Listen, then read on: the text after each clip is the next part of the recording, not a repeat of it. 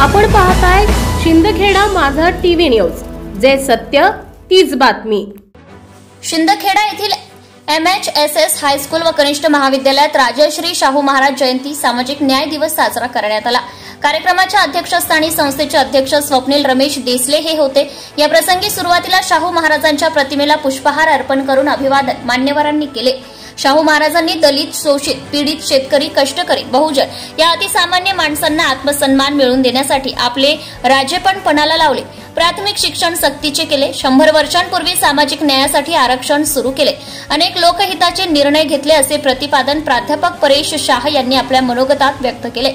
याचवेळी शहर भाजपच्या वतीने आणीबाणीला 50 वर्ष पूर्ण झाल्याबद्दल आणीबाणी काळात तुरुंगवास भोगावा लागलेल्या शिंदखेडा शहरातील प्रवीण कृष्णदास शाह व स्वर्गीय जयंतीभाई देसाई यांचे सुपुत्र सुरेंद्रभाई देसाई यांच्याबद्दल कृतज्ञता व्यक्त करण्यासाठी त्यांचा सन्मान करण्यात आला।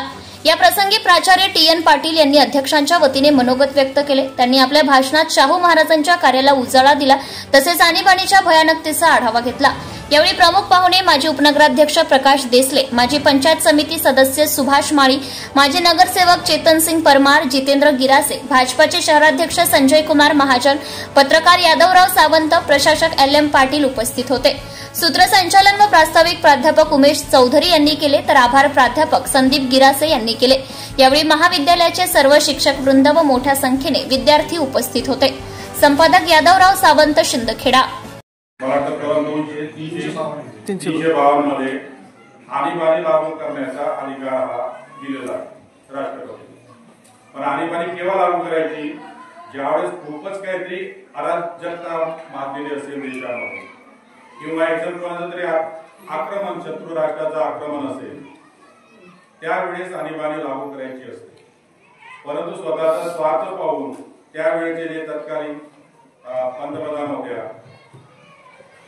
त्यांनी राष्ट्रपतींना सांगून आणीबाणी लागू केली आणि त्याचा परिणाम इतकासा वाईट झाला की पारतंत्र्यामध्ये एक प्रकारे आपण सगळं 22-23 महिने हे सगळं पारतंत्र्यामध्ये गेल्यासारखेच एखाद्या हुकुमशाही किंवा दडपशाहीमध्ये त्यावेळेचे जे लोक आहेत ते त्या ठिकाणी होते।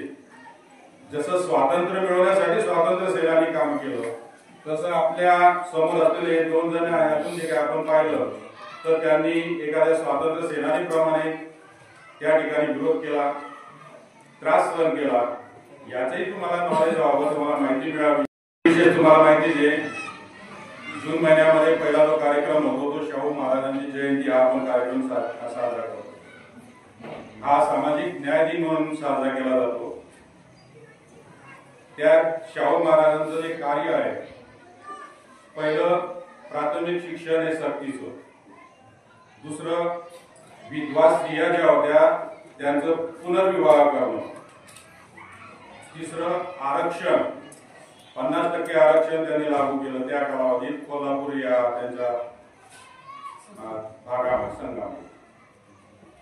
50% म्हणजे सर्व एकाच समाज याला नाही, OBC, SC, ST, ND अशा सर्वांना त्यांनी 50% आरक्षण सुरू केलं। म्हणजे असं कार्य करणारे हे शाहू महाराज, त्यांची माहिती तुम्हाला मिळावी आणि त्यांचे विचार तुमच्या मनामध्ये ते बिंबवावे, त्यांनी केलेलं कार्याचं तुम्हाला थोडासा आठवण करून द्यावी, या दृष्टीने आपण अशा पद्धतीचे कार्यक्रम घेतो।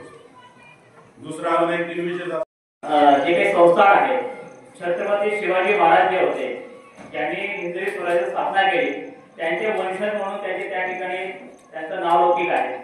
त्यांनी आपल्या जीवनामध्ये 26 जून 1874 साली जेव्हा त्याचा जन्म झाला, त्यानंतर काही वर्षांनी ते राजगादीवर बसले आणि राजगादीवर बसल्यानंतर एखादा राजा कसा असला पाहिजे, ज्याने तळागाळातील नागरिक, तळागाळातील महिला, पुरुष, बाल, मुलं या सर्वांचा विचार केला पाहिजे आणि त्यांच्या जीवनाचा उद्धार करण्यासाठी त्यांनी आपल्या जीवनाचं पूर्ण त्या ठिकाणी समर्पित केलं होतं।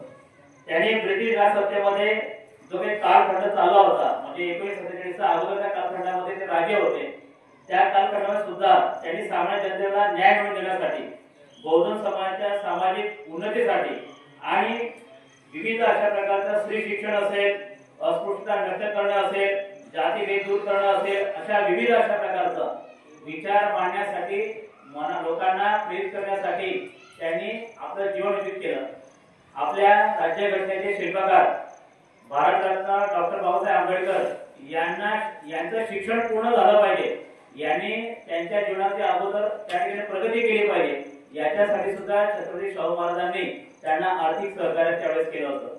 छत्रपती शाहू महाराज असतील, डॉक्टर बाबासाहेब आंबेडकर असतील, यांचे सगळ्यांचे गुरु आपले महात्मा ज्योतिबा फुले यांनी आपल्या समाज जीवनामध्ये त्यांनी समाजासाठी उद्धार करण्यासाठी त्या ठिकाणी एक विशिष्ट अशा प्रकारचं योगदान दिलं.